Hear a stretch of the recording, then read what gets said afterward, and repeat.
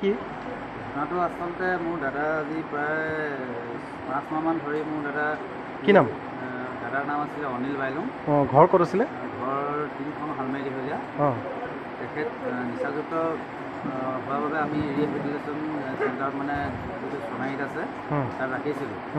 কিন্তু প্ৰথম অৱস্থাত তেখেত ঘৰৰ পৰা আমাৰ যিটো দৰৱ দি পঠিয়াইছে, অৰ্থাৎ মেডিকেলৰ পৰা যিখিনি দি পঠিয়াইছিলে সেইখিনি দিয়ালৈকেতো ঠিকেই আছিলে। 3 মাহলৈকে তেখেতলোকে আমাৰ ঘৰৰ পৰা দিয়া সেই যিখিনি ঔষধ আছিলে সেইখিনি দি থোৱাৰ কাৰণে স্বাস্থ্যটো ঠিকেই আছিলে, উন্নতি হৈছিলে। কিন্তু তেখেতলোকে যিটো নেকি ট্ৰিটমেণ্ট কৰিলে, সেই ট্ৰিটমেণ্টৰ পিছৰ পৰা কিন্তু মোৰ দাদাৰ স্বাস্থ্যটো উন্নতি হ'বলৈ চাই অৱনতি হ'ল। তাৰপিছত আজি হঠাৎ ঘৰৰ পৰা ফোন কৰিছিলে, নিজে আমাৰ বৌয়ে ফোন মাৰিছিলে। তো বৌয়ে ফোন মাৰোঁতে কৈছিলে মই যাম নেকি আজি বুলি। মই বৌয়ে কি ক'লে, ফোন কৰাৰ পিছত তেখেতলোকৰ চেণ্টাৰলৈ ফোন কৰাৰ পিছত ক'লে নালাগে বুলি ক'লে, আৰু 10 দিনমান ৰৈ দিয়ক বুলি ক'লে। ঠিক 2:30 মানৰ পিছত ফোন মাৰিছে যে অনিল বাইলুঙৰ এনেকুৱা এটা আছে, নাৰ্ছবিলাক চলা নাই বুলি ক'লে।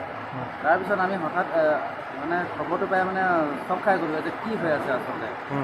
আগবেলা ফোন মাৰোঁতে যদি ভাল বুলি কয়, এতিয়া পিছবেলা যদি আপোনাৰ মানুহজনে অসুস্থ বুলি ক'লে কেনেকৈ হ'ব।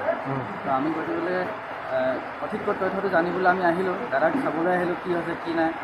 মেডিকেলত আছে বুলি কোৱাৰ কাৰণে আহি দেখিলোঁ মেডিকেলত এডমিটো কৰোৱা নাই, তেখেতলোকে বাহিৰতে ডেড বডিটো থৈ দিছে। আৰু হাতত দাগ কিছুমান আছে, নাকৰ ফালে তেজ ওলাই আছিলে, মুখৰ ফালে তেজ ওলাইছে, প্লাছ চকুটো আছিলে। নাকৰখিনি মোহাই দিছে, কিন্তু আপোনাৰ চকুত তেজ ওলাই আছিলে, প্লাছ এই মুখৰ ফালে ওলাই আছে, মাথাটো আছিলে পিছফালে ওলাই আছে, হাতত চিন আছে, এইবিলাকত মাথোটো দুখোৱা আছে।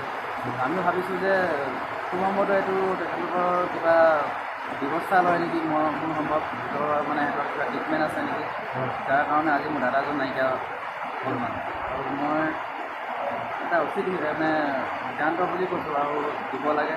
আৰক্ষী প্ৰধানক যিজন আছে সোণাৰী, তেখেতকো মই জেগাখন আজি মই হেৰি কৰিছোঁ। তো মোক ক'বলগীয়া ইমানে। আপোনাৰ নামটো? মোৰ নামটো সিদ্ধাৰ্থ বাইলুং, মই অনিল বাইলুঙৰ ভায়েক হয়। ঠিক আছে।